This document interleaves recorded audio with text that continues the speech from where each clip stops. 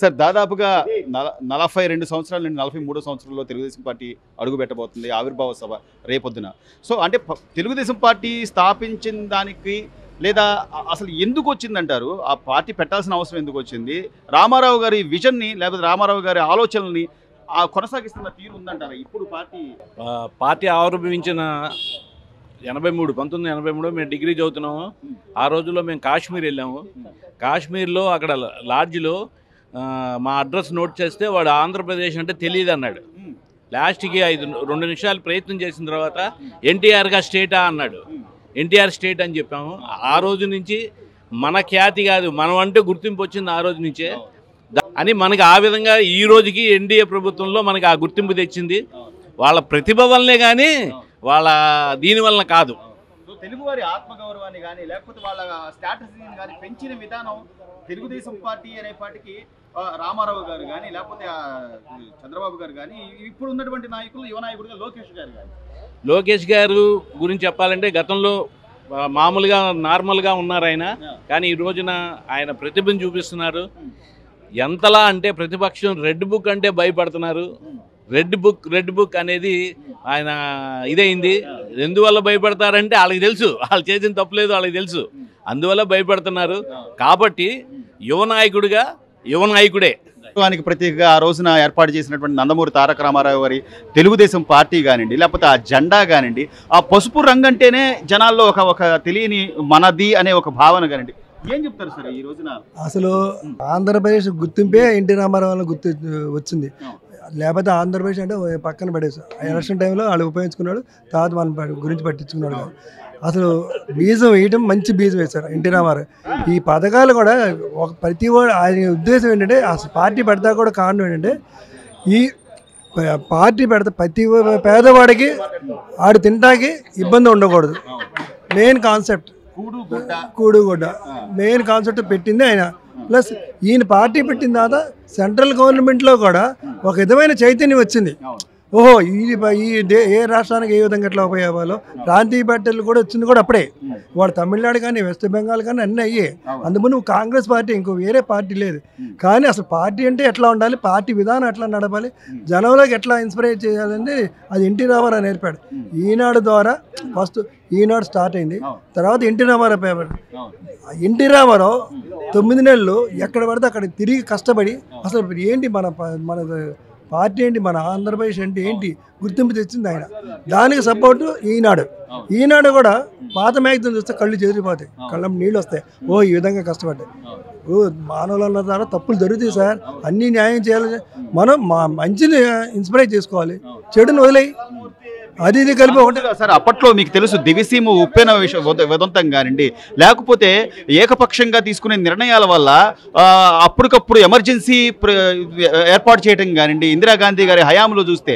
So ఇవన్నీ చూసే ఆయన చెలించి కాదు మన రాష్ట్రానికి ఒక పార్టీ ఉండాలి, లేకపోతే మన రాష్ట్రంలో మనం ప్రజలకు న్యాయం చేయాలని చెప్పి ఒక సినిమా హీరోగా ఉండి కూడా ఆ రోజున తెలుగుదేశం పార్టీని స్థాపించిన తీరు కానివ్వండి, దాన్ని కొనసాగిస్తున్న చంద్రబాబు నాయుడు గారి విధానం కానివ్వండి. అది అసలు ఎమర్జెన్సీ వచ్చిన తర్వాత ఈ పార్టీ ప్రాంతీయ పార్టీలు వచ్చినాయి సార్. తెలుగుదేశం అప్పుడు ఎన్టీ రామారావు కూడా పెడతా కూడా కాను. ఇలా అయితే కాంగ్రెస్ ఒక్కటే ఇదైపోతుంది. మన పార్టీ కూడా మన రాష్ట్రానికి గుర్తింపు రావాలి, తర్వాత ముందు మన ప్రజలు మన ఇంట్లో మనం న్యాయం చేస్తే మిగతా వాళ్ళకి న్యాయం చేసినట్టు అవుతుంది. అదే విజన్లో తప్పులు అనేవాళ్ళు ఎక్కడైనా చేస్తారు సార్. కొన్ని విధానాలు మంచిగా ఉండి చంద్రబాబు నాయుడు ఆ రోజున మనకి ఇంజనీరింగ్ కాలేజీలు లేవు. ఆయన ఏంటి అప్పుడు మనకి ఇంజనీరింగ్ చదవాలంటే కర్ణాటక తమిళనాడు వెళ్తేనే మనకి ఉండేది.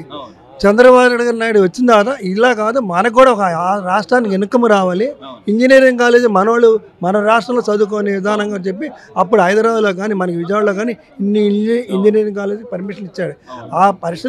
ఆ ఇంజనీరింగ్ కాలేజ్ చదివిన వాళ్ళు వాళ్ళతో వరల్డ్ వైజ్గా ఉన్నారు. వాళ్ళు అమెరికాలో ఎంతమంది ఉన్నారు, ఒక తెలుగుదేశం వాళ్ళే ఉన్నారు. ఇతర రాష్ట్రాల్లోనే ఆంధ్రప్రదేశ్ ప్రజలంటే గుర్తింపు వచ్చింది. మేము ఎందుకంటే నేను మా అబ్బాయిని ఎంసీఏ చదివించాలంటే అప్పుడు ఇక్కడ ఎంసీఏ లేకపోతే నేను కంచి వెళ్ళా తమిళనాడు. అప్పుడు ఎంజీఎఫ్ వాడే మా ఎన్టీఆర్ది ఒకటి వాళ్ళు కూడా ఇప్పుడు మనకి ₹1,00,000 అంటే 10 రోజులు ఎంత అండి? అమ్మో ₹1,00,000 కట్టలేదు. ముందు చూపుగా సార్, ఇంత ముందు చూపుగా మన పిల్లలు కూడా భవిష్యత్ తరాలకి ఆదర్శంగా ఉండాలి, లేకపోతే విద్యారంగం కానీ ఐటీ రంగంలో కానీ మన వాళ్ళు ఉండాలి, మనకంటూ గుర్తింపు ఉండాలనే తీరుగా ఆయన 2020 విజన్తో సైబరాబాద్ నిర్మాణం కానివ్వండి, ఈ రోజు 2047 అంటే చాలా మంది నవ్వుతున్నారు. సార్ చెప్పాను సార్, అలా అన్నారా? ఆ రోజు 2020 విజన్ అంటేనే అందరూ నవ్వారు. సెంట్రల్ గవర్నమెంట్కి నేను ఎలా మనం చేసింది చంద్రబాబు నాయుడు, ఇది చేశాడు, ఇది అవుతుందిలా ఎన్ని అవుతుంది అని చెప్పి ఆ రోజు చాలా ఇదిగా మాట్లాడు. మరి అదే 2020 విజన్ మరి వాళ్ళు ఎంత డెవలప్ చేశారు? రాజశేఖర రెడ్డి గారు కూడా చంద్రబాబు నాయుడు చేసింది డిస్క్వాలిఫై చేయాల, దాన్ని ఇంకా డెవలప్ చేసి రీజన్కి తీసుకొచ్చాడు.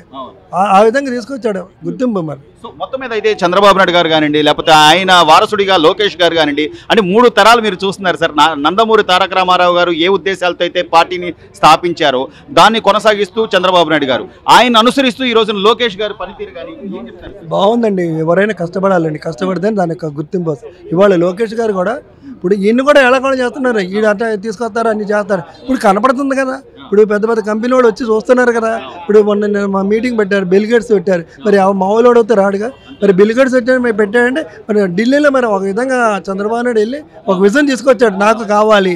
వాళ్ళంతా వాళ్ళు కోరారు. ఈ చంద్రబాబు నాయుడు ఏమల్లా నేను ఇట్లా చేద్దాం అనుకుంటే మీరు సలహాలు ఇమ్మని చెప్పన్నారు.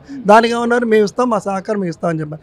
ఢిల్లీలో మీటింగ్, ఆ మీటింగే అందరు ఇన్స్పిరేషన్. సో చివరిగా సార్, చివరిగా పార్టీ కనపడదు, జెండా అనేది లేకుండా చేస్తాం, భూస్థాపితం చేస్తాం అన్నటువంటి ఎంతో మందికి మీరేం చెప్తారు సార్? ఇంతకాలం చూస్తున్న వ్యక్తిగా ఏమండి, మాటలు చెడు మాట తొందరగా ఇన్స్పిరేట్ చేస్తాం, మంచి మాటలు ఇదో ఏమండి. ఇవాళ కూడా తెలుగుదేశం అంటే ఎందుకు గుర్తింపు ఉంది? దాని ఒక మూలాలు గట్టిగా ఉన్నాయి.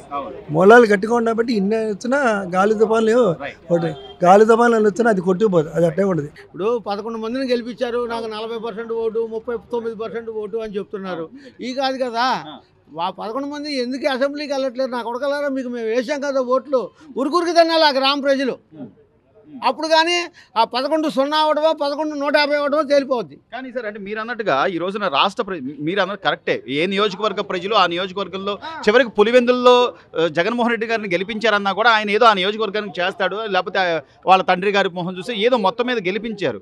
ఇప్పుడు ఈయనేమంటాడు, కేవలం దాన్ని ఒక సాకుగా మాత్రమే చూపించి నాకు ఇంత శాతం ఓటు ఉంది కాబట్టి నాకు మీరు ప్రతిపక్ష హోదా ఇవ్వండి అంటాడు తప్ప, నేను ఒక ఎమ్మెల్యేగా హోదాలు గీదాలు పక్కన పెట్టండి సార్. నేను ఓటేసా జగన్మోహన్ రెడ్డికి, వైఎస్ రాజశేఖర రెడ్డి మీద అభిమానం మీద. నా పులివెందుల్లో నాకు సీట్ ఇప్పించాను ఆయనకి. నువ్వు ఎందుకు అసెంబ్లీకి వెళ్ళలేదు? నేను ఒక్కడిని అడిగితే చాలదు కదా, మొత్తం ప్రజలంతా రావాలా, ఉరుకురికి తన్నాలా. గెలిచిన ఎమ్మెల్యే కనుక వెళ్ళకపోతే ఏదైనా రోగం వచ్చి ఇంట్లో ఉంటే ఓకే, శుభ్రంగా ఉండి వెళ్ళకపోతే ఊరికి తన్నాల, అప్పుడు కానీ వాళ్ళకి ఇది వస్తుంది. తెలుగుదేశం పార్టీ గురించి ఈ రోజున 42 వసంతాలు పూర్తయి 43వ సంవత్సరంలోకి అడుగు పెడుతున్న నేపథ్యంలో ఆ పార్టీని ఎంతో మంది భూస్థాపితం చేస్తా ఉన్నారు, జెండా కనపడకుండా. అవన్నీ జరగవండి. ప్రజలకు మంచి చేసేవాడు ఎప్పటికైనా సరే భూస్థాపితం అవ్వడు. అది ఉత్తమ మాట, పిచ్చి మాట. ప్రజలకు మంచి చేయాలి, ఓకే. 30 మంచి చేయి, పావుల నూకు, దాన్ని కూడా ప్రజలు హర్షిస్తారు. 30 చేయి, కొలవాయ 30 చేస్తున్నాడు కానీ ఈడే ఒప్పుకుంటాడు పావుల చేయకపోయినా కూడా. కాబట్టి అది భూస్థాపితం ఒక పార్టీని ఒకటి చేయడు. ఇప్పుడు నీ పార్టీ భూస్థాపితం అవుతుందో ముందు నువ్వు చూసుకో. ఒకడు జారుకుంటున్నాడు. పెద్ద పెద్దవాళ్ళందరూ నీ భుజం, నీ చెయ్యి భుజం మీద ఎంచుకున్న వాళ్ళందరూ కూడా చెప్పేస్తున్నారు.